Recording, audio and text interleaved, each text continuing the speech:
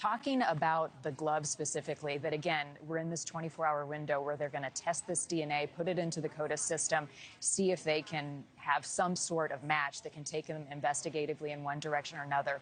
As we stand here at Nancy's, I got in the car last night and I wanted to see how far that glove was from this location, where it was found on the side of the road, and just get a sense of that area.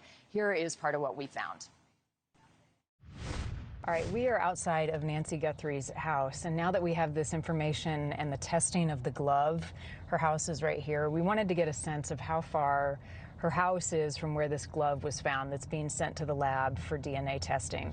So in the GPS, it's saying it's 1.9 miles from here, and I think this will also give us a sense of that night, if in fact this glove is somehow connected to the case, the windy route it would have required to get to that drop-off location. This is a real maze back here. We are now 1.2 miles from where that glove was found, and I think pretty important to point out, 2 miles here feels like 10 miles because I can't go very fast. These streets are kind of winding all around.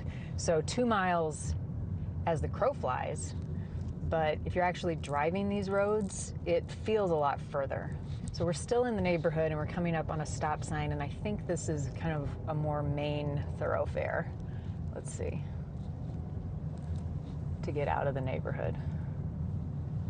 Yeah, this is a little bit of a busier street. So you could maybe think the person threw it from the car, if in fact it's the glove connected to the guy on the porch, threw it out the window as they were driving, or if there was another person in the car, maybe they throw it out of the passenger window.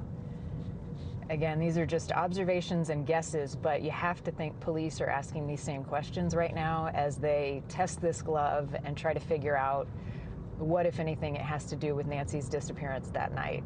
All right, this is just a general area. We don't have the exact spot where the glove was found, but one thing I wanted to point out is just how much garbage there is back here.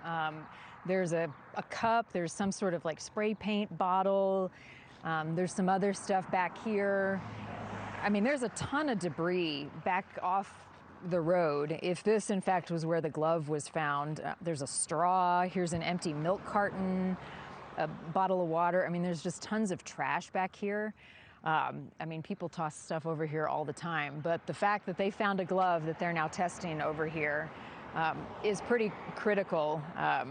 But it's just kind of a mess, like a little dumping ground off the side of this road. The other thing to point out is during the day, this road is pretty busy. So there are lots of cars going by. I'd be curious to see what it looks like at 2, 3 in the morning. And if there was a car stopped here, if anybody driving by would have seen it, or if there is a camera that would have popped on because of emotion.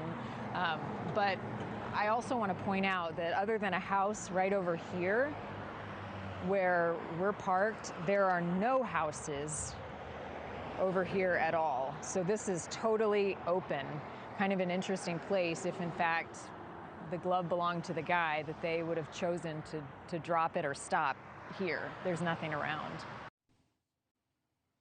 Thank you for watching. Subscribe below and download our NewsNation app right now on your phone, and you will get fact-based, unbiased news for all Americans.